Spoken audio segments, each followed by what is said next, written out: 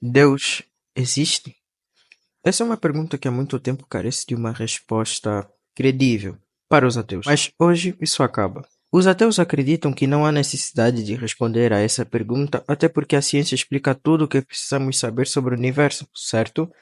Mais ou menos. É verdade que a ciência é nossa principal forma de justificar e esclarecer o mundo material e os fenômenos que nele ocorrem, limitando-se a isso, sendo incapaz de explicar o sobrenatural. Quando falamos de Deus, muitas pessoas se referem a ele como sendo um ser sobrenatural, omnisciente, ou seja, tem o conhecimento de tudo e de todas as coisas, omnipotente, possui um poder absoluto e omnipresente, estando em todos os lugares ao mesmo tempo. Sabendo disso, podemos apresentar as duas principais questões desse vídeo. O que é a matemática e o que ela tem a ver com a existência de Deus? Então, a matemática é sobre números, as informações que esses números possuem e a forma como eles se conectam. Mas como encontramos a matemática? Boa pergunta. Nós não vemos, cheiramos, ouvimos ou tocamos a matemática. Ela apenas está em nossa mente quando pensamos em quantos pães precisamos comprar ou quantos minutos faltam para o toque da saída. Mas a matemática também explica coisas tão simples como 1 mais 1 é igual a 2 ou até mesmo coisas complexas como o movimento dos planetas. Para tudo que existe no nosso pequeno mundo, existe um monte de matemática para explicar isso. Mas se a matemática explica tudo e só existe na minha cabeça, de onde ela vem? Há duas possibilidades para essa pergunta. Uma é que nós inventamos a matemática para explicar os fenômenos do mundo natural através da nossa própria observação, sendo de origem natural. E a outra é que a matemática já existia antes mesmo de nós a chamarmos de matemática. E ela controla o universo porque tudo que existe no universo tem a ver com matemática, sendo de origem sobrenatural. Mas qual seria a opção correta? A segunda, é claro, vem comigo que eu te explico. A matemática contém informação infinita. Existe um número infinito de números e cada um com suas características. E também tem um número infinito de números, entre outros números.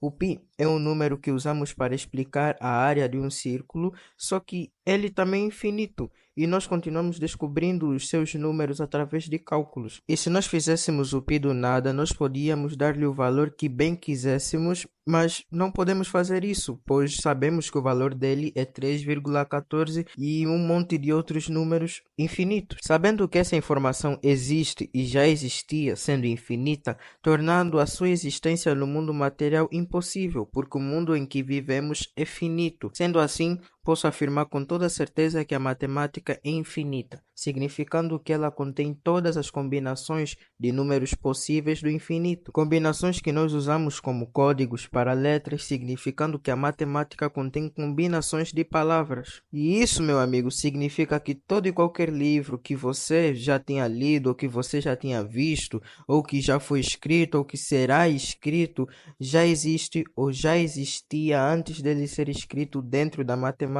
E se nós usamos esses mesmos números para representar partículas ou coordenadas, também significa que existe toda uma cópia exata do universo dentro da matemática. Mas tem muito mais do que só o universo e livros. Isso significa que ele é infinitas vezes mais complexa do que o próprio universo. Se a matemática é tão complexa, como algo assim pode existir num mundo tão simples comparado à matemática? Isso é muito simples. Isso é porque a matemática tem um idealista. Bem, pensa comigo. Há muito tempo atrás, alguém descobriu que esta fórmula, z, que é igual a z ao quadrado mais c, cria uma forma muito interessante quando nós a representamos num plano, o chamado Mandelbrot-Set. Eu espero ter pronunciado da forma correta. As pessoas podem analisar essa figura estranha e encontrar coisas abismais dentro dela. Se nós usarmos uma lupa, podemos encontrar uma possibilidade de coisas infinitas dentro desta representação. Mas se você usar a lupa nestas áreas, tu vai encontrar uma quantidade de espirais. Adivinha o quê? Um ser humano poderia passar o resto da sua vida catalogando todas as formas que ele encontrar nessa mesma forma e nunca teria catalogado tudo, pois existe uma complexidade infinita de informações infinitas dentro desta forma. O mais assustador é que nós não fizemos isso, nós a descobrimos por acidente. E nós também não a descobrimos no mundo material, porque ele é finito, e esta forma é infinita, significando que ela não existe no mundo material. Qualquer ser racional afirmaria que é impossível isso ter ocorrido de forma aleatória. Então, alguém a criou, certo? Mas nenhum ser vivo, seja humano ou de outra espécie qualquer, tem um pingo de capacidade para fazer tal coisa. E aqui nós voltamos à estaca zero. A matemática apenas existe na nossa mente. A origem da matemática é a mente. Chegamos à conclusão de que a matemática contém informação infinita, ou seja, ela tem o conhecimento de todas as coisas. Ela também controla o universo, então essa mente também controla o universo. E sendo infinita, a matemática não pode existir no mundo material, apenas no mundo sobrenatural. E sendo infinita, a matemática não pode existir no mundo material, apenas no mundo sobrenatural. Logo, essa mente também é sobrenatural. E, meus amigos, nós acabamos de descrever Deus. Todos esses números e fatos matemáticos existem na mente de Deus. Mas não é apenas a verdade matemática que existe na mente de Deus. A verdade moral e todos os tipos de verdade também existem na mente dele, pois ele criou a matemática e a matemática contém informação de tudo e todos.